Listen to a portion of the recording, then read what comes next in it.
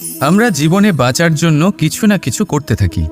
কিছু কাজ আমরা করে থাকি আর্থিক স্বাচ্ছন্দ্যতার জন্য।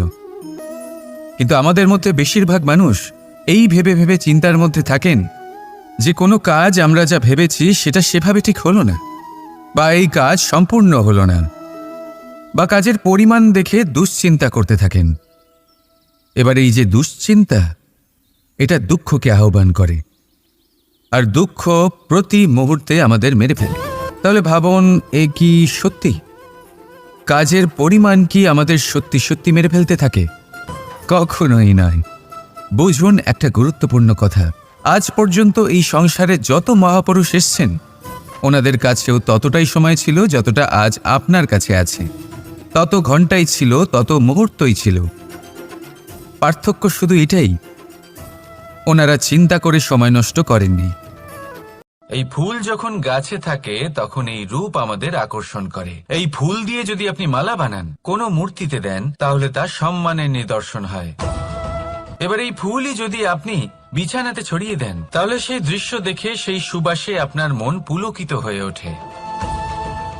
কিন্তু ভাবুন, এই পুষ্পই যদি আপনি চিতায় সাজান, তাহলে এই পুষ্পকে আর কেউ সম্মান করে না। একই রকম কথা, সেই একই পুষ্প এক পরিস্থিতিতে সম্মান পাচ্ছে, এক পরিস্থিতিতে নয়। কেন? কারণ এতেই লুকিয়ে রয়েছে একটা গুরুত্বপূর্ণ শিক্ষা। এর সারমর্ম হলো এটাই যে এই সম্মান ব্যক্তি বা বস্তুকে করা হয় না, সম্মান করা হয় সময় এবং পরিস্থিতিকে। এবার এই যে সময়, তা কখনোই আমাদের বশে থাকে না, আমাদের বশে থাকে পরিস্থিতি। আমাদের পরিস্থিতি কেমন হবে তার সিদ্ধান্ত স্বয়ং আমরাই নিই, আর যেরকম আমাদের পরিস্থিতি হবে সেরকমই আমাদের সম্মান করা হবে। এই সংসারে প্রত্যেক মানুষ এটাই চান যে তিনি যেন ধনবান হন, আর্থিক অবস্থা তার ভালো থাকে, ওনার বাড়িতে লক্ষ্মীর আগমন হয়। কিন্তু সেটা হবে কি করে, সেটাই হলো প্রশ্ন। কেউ বলেন যে যদি পরিশ্রম করো তাহলে ধন অর্জন সম্ভব, কেউ বলেন যে যদি বিদ্যা লাভ হয় তবেই ধন অর্জন সম্ভব, কেউ বলেন যে যদি বলশালী হও তবেই সম্পন্ন থাকবে। ভালো কথা, যদি তাই হয়ে থাকে, তবে দিনমজুর সারা দিন পরিশ্রম করেন, তিনি কেন ধনী হন না? অনেকজন বিদ্বান মানুষ আছেন এই সংসারে, তাঁরা কেন ধনবান হন না?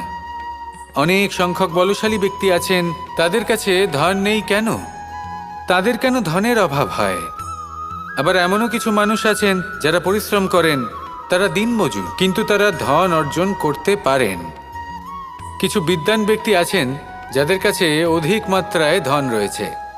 কয়েকজন বলশালী ব্যক্তি রয়েছেন যাদের কাছে ধনে রাশিতে আপনি জন্ম নিয়েছেন আর আপনার যা নাম স্থির হয়েছে সেটা আপনার ভবিষ্যৎ নির্ধারণ করবে তা আবশ্যক নয়।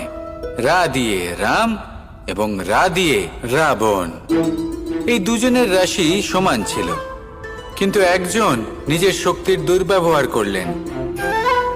স্বর্ণ লঙ্কার অধিপতি রাবণ, চতুর্দিকে বিজয়ী হওয়া সেই ব্যক্তি নিজের পতনের সম্মুখীন হলেন। শ্রীরাম রাবণকে বধ করলেন। শ্রীরাম, যিনি নিজের কর্ম দ্বারা, নিজের পরিশ্রম দ্বারা ঈশ্বর উপাধি লাভ করেছিলেন, 14 বছরের বনবাস ভোগ করলেন, আর যখন বিপদে পড়লেন তখনও নিজের রাজ্যের সাহায্য নিলেন না। বনের মধ্যে নিজে বানর এবং ভাল্লুকদের নিয়ে একটি সেনাবাহিনী গড়ে তুললেন এবং রাবণকে তার কুকর্মের শাস্তি দিলেন।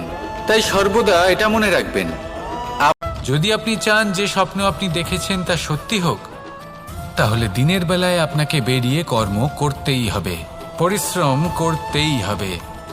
মনের এই চক্ষু দিয়ে স্বপ্ন দেখা সম্ভব, কিন্তু যদি আপনি বুঝতে পারেন যে এই স্বপ্নই হলো আপনার লক্ষ্য, তাহলে তাকে সার্থক করতে শুধুমাত্র পরিশ্রম দ্বারাই করতে হবে। তাহলে পরিশ্রম করুন আর আমার সাথে ভালোবেসে বলুন, রাধা রাধা।